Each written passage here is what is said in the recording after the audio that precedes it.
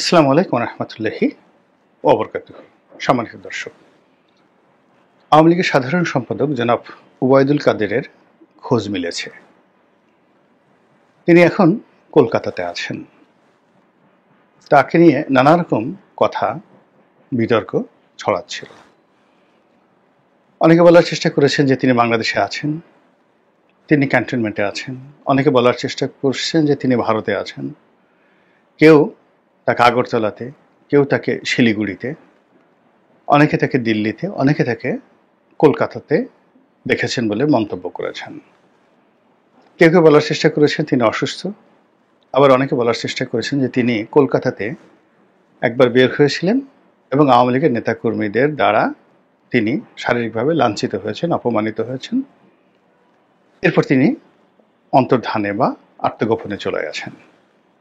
এই গত কয়েকদিন আগে তার সম্পর্কে যে বক্তব্য, সেটি হলো যে তিনি বিদেশের একটি হাসপাতালে, সম্ভবত সিঙ্গাপুরে বা ব্যাংককে, সেখানে গিয়ে তিনি মারা গেছেন। এরকম যখন তাকে নিয়ে আলাপ হচ্ছিল, আলোচনা হচ্ছিল, ঠিক সেই সময়টাতে তিনি ভারতের একটি পত্রিকার সঙ্গে সাক্ষাৎকার দিয়েছেন, অডিও সাক্ষাৎকার।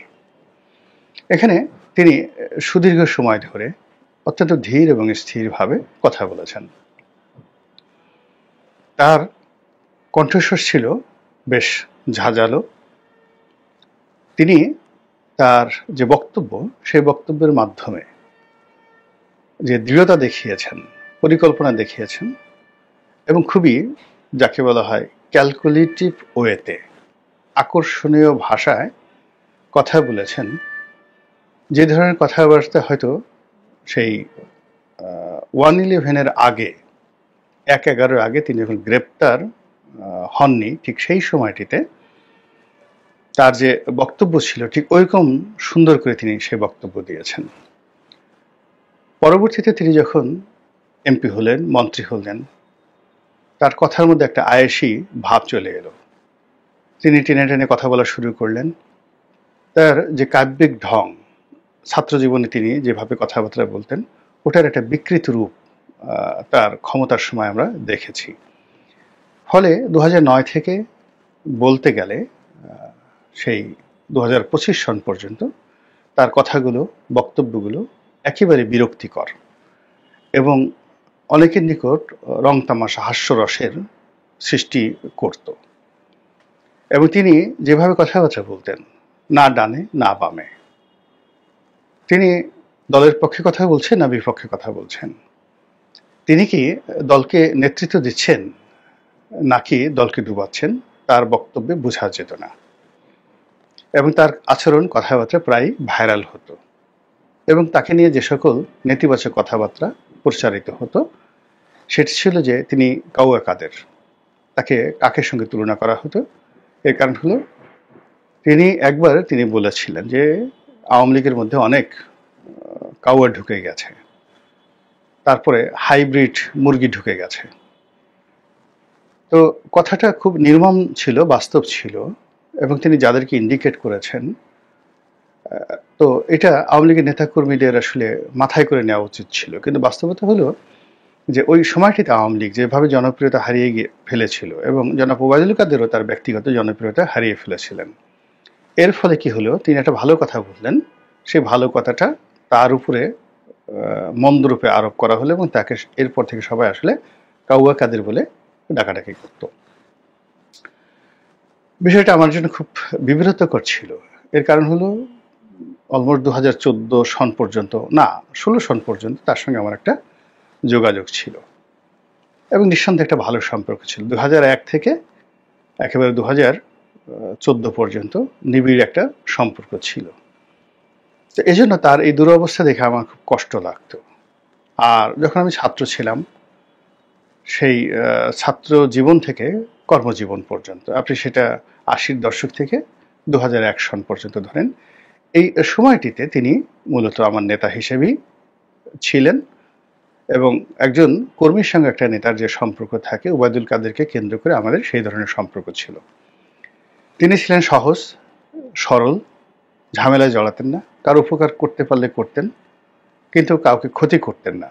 এটা আমি বলছি একেবারে সেই 2014 সন পর্যন্ত। 2 নম্বর হলো যে সরকারের আগের মেয়াদে তিনি কি করেছেন বা না করেছেন সেটা মোরললেস সবাই আমরা জানি। অর্থাৎ আগে তিনি যখন স্পোর্টস মিনিস্টার ছিলেন 96 সরকারে, তো তখনও ভালো পোশাক আশাক পরা, স্টাইল করা, তার মধ্যে একটা দুর্বলতা, কোটটাই পরা দুর্বলতাকে দেখা যেত। কিন্তু তিনি ছিলেন কর্মী বান্ধব, তার সঙ্গে যারা চলতেন সবাইকে তিনি অর্থনৈতিকভাবে প্রতিষ্ঠিত করার চেষ্টা করেছেন, কিন্তু নিজে ওভাবে দুর্নীতি করেছেন, অনেক টাকা পয়সার মালিক হয়েছেন, সেটা 96 থেকে সেই 2001 সনে আমরা অন্তত দেখিনি। তিনি একটা বাসাতে থাকতেন, খুবই ছোট একটা বাসাতে থাকতেন, 1400 বা 1500 স্কোয়ার ফিটের, সেটা হলো সেগুন বাগিচাতে, মন্ত্রী থাকার পরেও। আমার অফিসে অনেকবার এসেছেন এবং তার অভাব এমন পর্যায়ে ছিল 2001 সনের পরে যে কখনো কখনো 5,000 10,000 টাকাও তার প্রয়োজন হয়ে পড়ত। 1/11-এর সময় তার অর্থনৈতিক দুরবস্থা এমন পর্যায়ে পৌঁছেছিল যে উকিলকে যে তিনি 5,000 10,000 টাকা দিবেন এই অবস্থাও তার ছিল না। নেতাকর্মীরা তাকে দিত, খুশি মনে দিত সবাই, এবং তিনি জোরাজুরি করে নয়। দলের যুগ্ম সাধারণ সম্পাদক ছিলেন, শেখ হাসিনার খুব ঘনিষ্ঠজন ছিলেন। কোথাও যাওয়া দরকার, দলের কোন কর্মীর একটা ভালো গাড়ি দরকার, তা না, তার দুর্বলতা ছিল তিনি একটা ভালো গাড়িতে চড়তে পছন্দ করতেন। আর কেউ যদি তাকে ভালো একটা শার্ট দিত, প্যান্ট দিত, একটা টাই দিত, ভীষণ রকম খুশি হতেন। এইভাবে কিন্তু তিনি 2001 সন থেকে একেবারে 1/11-এর গ্রেপ্তার হওয়ার আগ পর্যন্ত একটা স্বাভাবিক জীবনযাপন করেছেন। তাকে কেন্দ্র করে যদিও তিনি যুগ্ম সাধারণ সম্পাদক ছিলেন, কিন্তু সাধারণ সম্পাদক যিনি ছিলেন আব্দুল জলিল সাহেব, তার সঙ্গে তার সম্পর্কের কোনো ঘাটতি ছিল না, খুব ভালো সম্পর্ক ছিল এবং দুইজন হরিহর আত্মার মতো ঘুরে বেড়াতেন।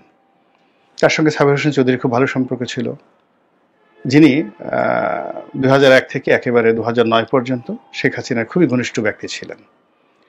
তার সঙ্গে সৈয়দ আশরাফের ভালো সম্পর্ক ছিল, তার সঙ্গে সৈয়দ আবুল হোসেনের ভালো সম্পর্ক ছিল, তার সঙ্গে সবারই ভালো সম্পর্ক ছিল।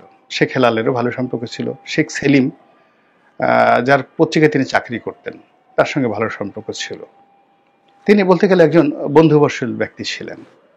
পরবর্তীতে যখন সৈয়দ আশরাফ সাহেব সাধারণ সম্পাদক হয় এবং তার নাম বারবার আসতে থাকে যে ওবায়দুল কাদের তার প্রতিদ্বন্দ্বী, বিশেষ করে তিনি যখন যোগাযোগ মন্ত্রী হলেন, তখন থেকে সৈয়দ আশরাফের সঙ্গে তার একটা মনস্তাত্ত্বিক দূরত্ব তৈরি হয়। কিন্তু এটা অসামাজিক ছিল না এবং এটা হানাহানি বা মারামারি কাটাকাটি পর্যায়ে ছিল না। তিনি একেবারেই ভদ্রলোক একজন মানুষ ছিলেন।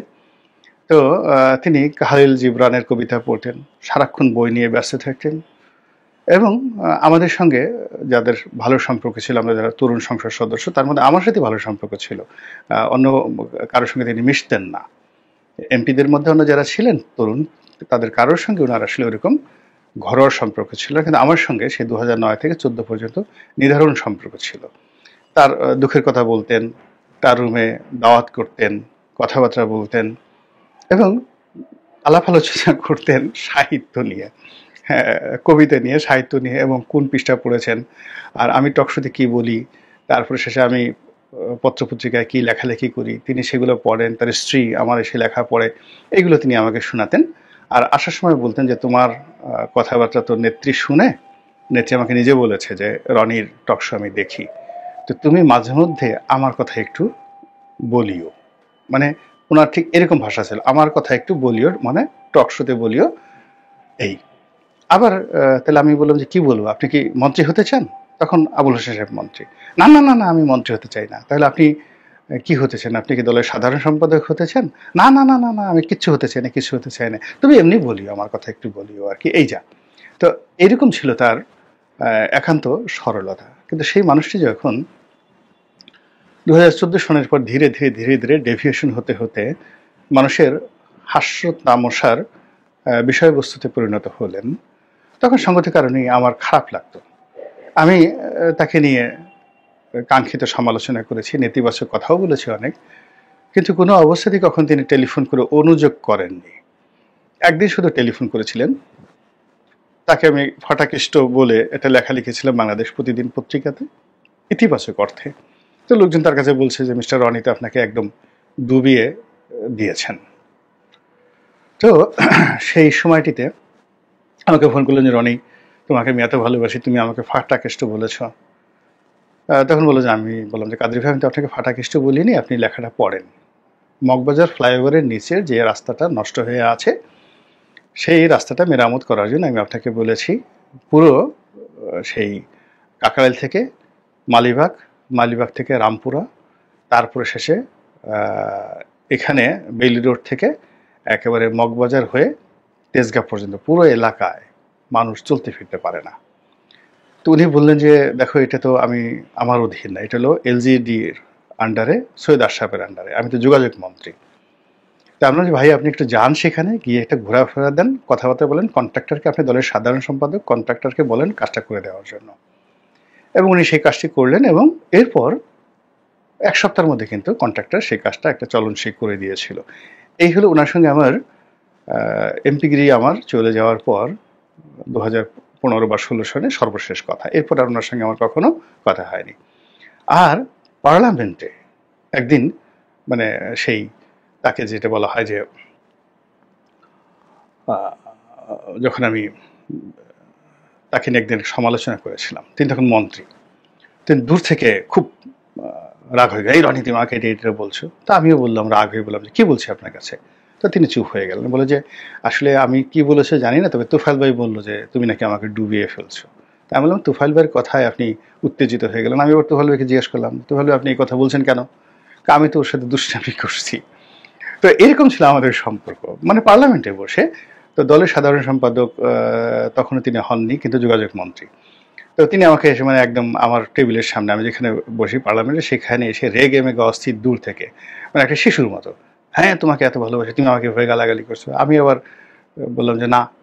তো বলে যে, আমি যখন রাগ হয়ে গেলাম, সে তখন আবার স্থমিত হয়ে গেলেন, বলে যে আমি তো আসলে দেখি নাই, তো ভাবলাই আমাকে বলছে। তো এইরকম তার সম্পর্ক। তো সেই মানুষটি ডেভিয়েশন হয়েছে, তার বিরুদ্ধে দুর্নীতির অভিযোগ আসছে, তার ভাইয়ের সঙ্গে তার গণ্ডগোল, নোয়াখালীতে তিনি এলোমেলো আচরণ করছেন, ফেনীতে তিনি গ্রুপিং করছেন, একবার একরামের সাথে তিনি গণ্ডগোল করছেন, একবার সেই নিজাম হাজারির সাথে তার বন্ধুত্ব হচ্ছে।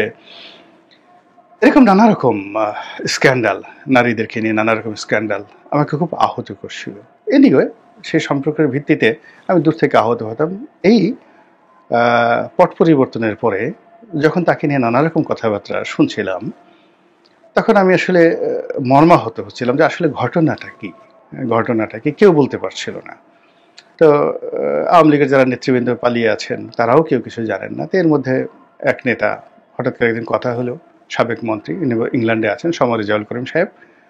তো উনি একদিন জানালেন যে না, তিনি ভালো আছেন, অসুস্থ অবস্থায় আছেন, ভারতে আছেন, অসুবিধা নেই, অনেক আগে। তো এর মধ্যে এই সাক্ষাৎকারটি দেখা হলো, যেটি বাংলাদেশের প্রধানতম পত্রপত্রিকাতে লিড নিউজ হয়েছে। এবং এটা দেখার পরে নানা রকম ট্রল আবার শুরু হয়েছে, কাউয়া বেঁচে আছে, তাকে ওটা করো ইত্যাদি ইত্যাদি। তো সেখানে তিনি যেটি বলার চেষ্টা করেছেন যে তিনি 5 ঘন্টা তিনি এবং তার স্ত্রী একটা বাথরুমে লুকিয়েছিলেন, এবং সেখানে তিনি অসুস্থ দীর্ঘদিন ধরে, ওই পরিবেশে থেকে ভয়ের মধ্যে তিনি আরও অসুস্থ হয়ে পড়েন। ছাত্ররা তাকে উদ্ধার করে এবং দয়া পরবশ হয়ে তাকে একটা নিরাপদ জায়গাতে তারা সরিয়ে নেয়। সেখানে তিনি 3 মাস ছিলেন, তারপরে তিনি সেখান থেকে ভারতে চলে যান। এবং ভারতে যাওয়া তার জন্য কোনো বিষয় না। এবং এখনও আওয়ামী লীগের যারা লোকজন রয়েছেন, তারা যারা এয়ারপোর্ট দিয়ে যেতে চান, সীমান্তে যেতে চান, দেয়ার ইজ এ সিন্ডিকেট, একটা দুর্নীতিবাজদের একটা বিরাট সিন্ডিকেট গড়ে উঠেছে। এই সিন্ডিকেটে 10 লাখ, 20 লাখ, 50 লাখ টাকা দিলে, যদি খুব পরিচিত মুখ না হয়, তাহলে আসলে সীমান্ত পাড়ি দেওয়া এখনো কোনো সমস্যা নয়। এই হলো বর্তমান জমানার বাস্তব অবস্থা। তো ওবায়দুল কাদের সেখানে চলে গেছেন, ট্রেনে কিভাবে গেছেন প্রশ্ন করাটা ওটা নির্বুদ্ধিতার বিষয়, তিনি যেতে পেরেছেন।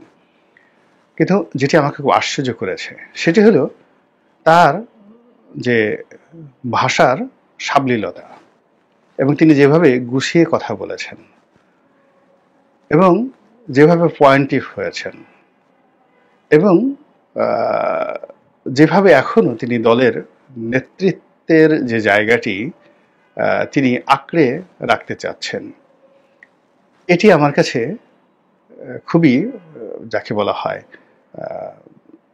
একটা অন্যরকম একটা বিষয়। এটিকে নেতিবাচক বলবো নাকি আওয়ামী লীগকে যারা শত্রু ভাবেন তাদের জন্য একটা অশনির সংকেত। এর কারণ হলো আপনি এই সময়ের মধ্যে দেশে এবং দেশের বাইরে আওয়ামী লীগের পক্ষে, আওয়ামী লীগের যে সকল বুদ্ধিজীবী, জ্ঞানী, গুণী যারা কথাবার্তা বলছেন, সেটা ইউটিউবার বলেন, সেটা যাকে বলা হয় আওয়ামী লীগের সাপোর্টার বলেন, কিংবা সেটা আরাফাত বলেন, বা অন্য যারাই কথা বলেছেন অডিওতে, ভিডিওতে কথাবার্তা বলেছেন, ইনক্লুডিং দলের সভানেত্রী। তো এদের কথা, সভানেত্রীর কথা উনি যাই বলেন না কেন, এগুলো গুরুত্ব পায়। আওয়ামী লীগের শেখ হাসিনা এইভাবেই কথা বলেন,